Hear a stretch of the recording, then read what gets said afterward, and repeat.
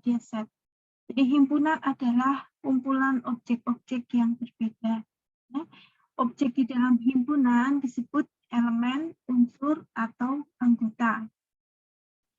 Contohnya adalah KMTE. Nah, KMTE itu adalah contoh sebuah himpunan di mana di dalamnya berisi anggota yang berupa mahasiswa teknik elektro. Nah, tiap mahasiswa kan berbeda satu sama lain. Ya. Nah, contoh himpunan itu dinyatakan dalam seperti ini ya. Jadi ada kumpulan angka 1, 2, 3, 4, 5, 6. Nah, ini disebut dengan himpunan. Oke. Jadi ini adalah contoh himpunan atau set. Nah, untuk yang di bawah ini bisa dikatakan bukan himpunan. Karena apa? Karena di dalamnya ada anggota yang sama ya. Jadi 1, kemudian 2, 2. Nah ini 2, nah ini ada 2 ya. Kemudian ada 4-nya, ada 3. Nah ini bukan himpunan.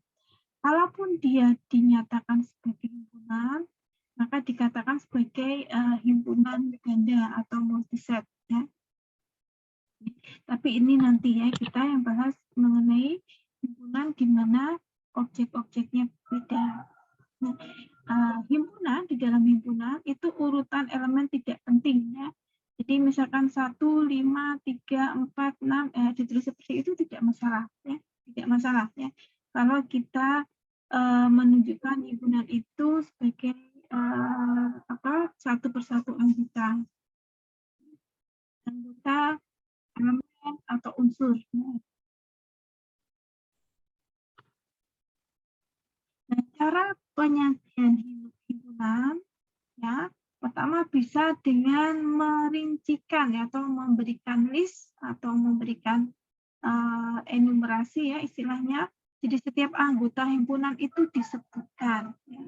Misalkan ini A sama dengan ini, maksudnya himpunan A ya, himpunan A sama dengan berarti himpunan A ini mempunyai anggota angka 1, 2, 3, 4 ya. Kemudian contoh himpunan bilangan genap positif yang pertama B. Nah, ini dituliskan ya. Semua anggotanya dituliskan secara rinci. 4, 6, 8, 10. Oke. Nah, himpunan juga tidak harus yang ada di dalamnya itu punya hubungan antara satu anggota dengan anggota yang lain. Tidak masalah. Jadi misalkan ini ada contoh C. Ini anggotanya ada kucing, ada A, ada Amir, ada Paku, ada 10, itu tidak masalah. Oke. Kemudian contoh himpunan yang lain, nah ini contoh ini, R sama dengan A, B, terus dalam kurung A, B, C, dalam kurung A, C. Nah, ini kok A-nya ada 2. Apakah tidak sama? Tidak ya. Tidak. Jadi anggota himpunan dari R ini A, B, dan nah ini tuh satu elemen ya. Yang di dalam kurung di dalam ini adalah satu anggota. Jadi anggotanya ya A, B, kemudian A, B, C, kemudian A, C. Oke. Demikian juga dengan yang himpunan C ini ya. Ini tidak sama ya. Himpunan A, himpunan C, anggotanya A, kemudian anggotanya adalah himpunan juga A, gitu ya. Kemudian anggotanya adalah himpunan A. Nah, ini berbeda ya antara ini dengan ini. Oke. Nah, kadang-kadang dalam penulisan himpunan itu jika ada hubungan antara satu anggota dengan anggota yang lain ya, dan sudah jelas nanti angkanya itu apa gitu, itu dituliskan saja dalam bentuk titik-titik seperti ini. Jadi misalkan himpunan 100 bilangan asli yang pertama, ya bilangan asli ya 1, 2, 3 dan seterusnya sampai 100 ya. Jadi tidak usah dituliskan 3, 4, 5, tidak perlu ya, karena ini sudah jelas. Ini adalah isinya ya, akan 3, 4, 5 dan seterusnya. Dan juga contoh yang di bawah ini ya. Jadi bisa tidak seluruh anggota itu dirincikan apabila memang sudah jelas, gitu ya. Kemudian untuk keanggotaan itu disimbolkan dengan E seperti ini ya, seperti huruf E ini. Kalau ada X kemudian E A ya, maka ini X merupakan anggota himpunan A ya. Jadi X merupakan anggota himpunan A. Kemudian kalau ada seperti tanda ini dicoret, ini berarti bukan anggota ya. Berarti X bukan anggota dari himpunan A. Nah, jadi himpunan biasanya memang disimbolkan dengan huruf besar ya, C, A, P, C, R, dan seterusnya. Oke. Nah, ini contoh yang disebut dengan anggota atau elemen. Nah, ini misalkan A adalah atau A sama dengan dalam kurung 1, 2, 3, 4, maka 3 adalah anggota himpunan A. Ya. Oke. Kemudian untuk R contohnya dalam kurung A, B, C adalah elemen dari R atau anggota dari R. Ya. A juga anggota dari R, B juga anggota dari R. Kemudian A, C ini juga anggota dari R. Ya. Tetapi perhatikan di sini C bukan anggota dari R ya, karena di sini tidak ada C. Adanya A, C dan itu berbeda dengan C. Oke. Nah, ini nanti bisa dilihat lagi ya. Kemudian simbol-simbol himpunan U ya.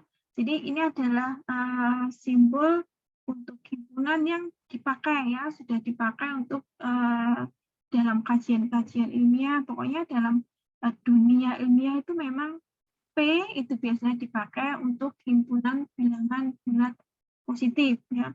Meskipun untuk bilangan bulat positif itu ada yang 0 itu termasuk, ada juga yang 0 dianggap bukan bilangan bulat positif ya. Tergantung ya untuk yang ini ya, yang 0 ya.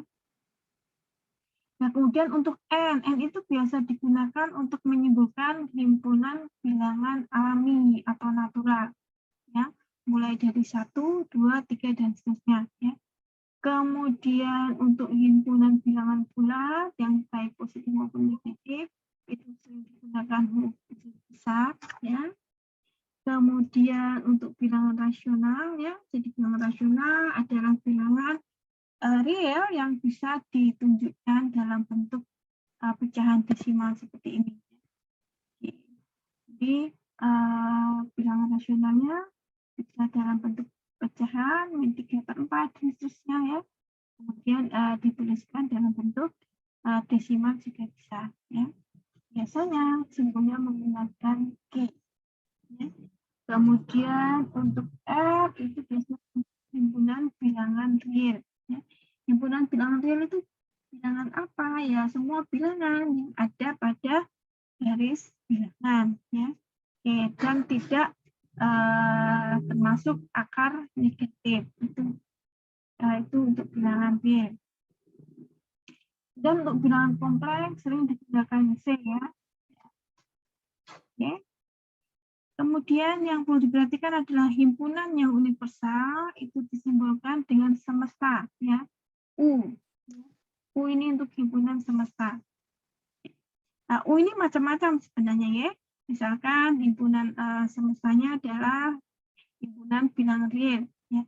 Jadi biasanya U ini digunakan untuk memperlihatkan satu himpunan itu berada dalam himpunan yang lebih universal yang mana. Misalkan KMTE tadi ya, itu adalah himpunan anggotanya adalah mahasiswa teknik elektro, maka universalnya apa? Universalnya bisa dikatakan ini adalah seluruh mahasiswa UMS. Nah, misalkan seperti itu ya. Oke. Oke, kemudian notasi pembentuk himpunan. Jadi bisa dinyatakan dalam disebutkan per angkanya, bisa juga dalam notasi pembentuk himpunan. Nah, defaultnya adalah notasi, ya, itu dalam tanda kurung X, ya, di mana kemudian X diberikan tanda garis. Nah, ini selanjutnya harus ditunjukkan syarat yang harus dipenuhi oleh X, ya. Jadi X itu angkanya berapa saja, ini tergantung dari ini. Oke. Kemudian, nah, contoh di sini ya, A adalah himpunan bilangan bulat positif lebih kecil daripada 5. Nah, kalau kita gunakan enumerasi ya berarti isinya A sama dengan 1, 2, 3, 4. Ya. Tapi bisa juga dituliskan dalam bentuk notasi pembentuk himpunan seperti ini. Jadi A adalah X. Ya.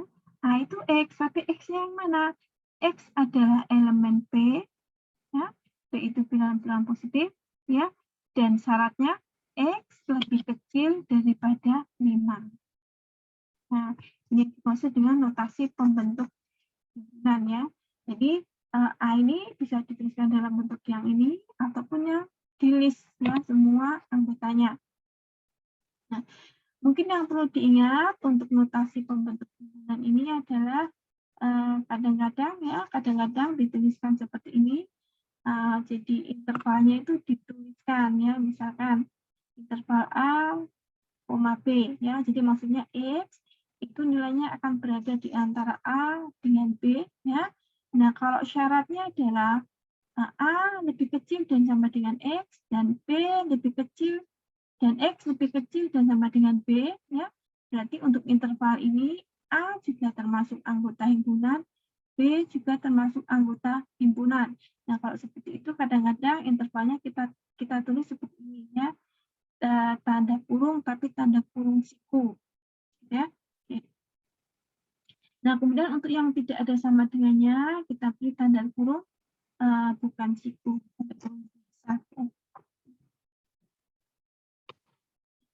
Kemudian himpunan bisa juga ditunjukkan dalam sebuah grafik ya, dan secara grafik dengan menggunakan diagram Venn ya. Oke. Dalam diagram Venn, himpunan semesta diwakili oleh U ya. Ini diwakili oleh bentuk persegi panjang. Jadi diagram itu ada persegi panjangnya, ini menunjukkan himpunan semestanya ya. Kemudian di dalamnya akan ada lingkaran-lingkaran ya. Lingkaran yang isinya bisa diisi angka ya, bisa juga tidak ya. Nah, bisa diisi angka kalau memang anggotanya sedikit ya. Nah, ini A dan B ini adalah himpunan yang dia berada di dalam himpunan semesta U. Ya. Oke, jadi kadang-kadang di selain angka ada titiknya ya, jadi titik 1, titik 2, dan seterusnya ya, tapi tidak selalu harus seperti ini ya. Jadi kadang-kadang ini ada titiknya di sini.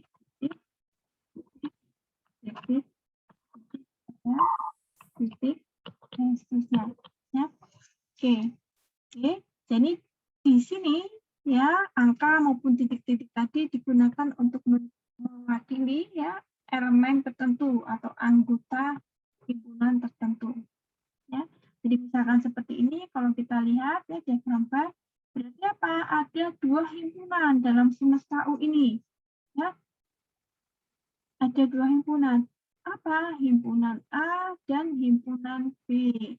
Lalu anggota himpunan A apa? Ya, anggota himpunan A adalah semua angka yang terletak pada lingkaran A. Ya. Jadi 1, 2, 3, 5 ini adalah anggota himpunan A. Ya. Kemudian semua anggota himpunan B itu ya yang semua angka yang terletak pada himpunan B. Ya. Jadi ada 8, 2, 5, dan 6.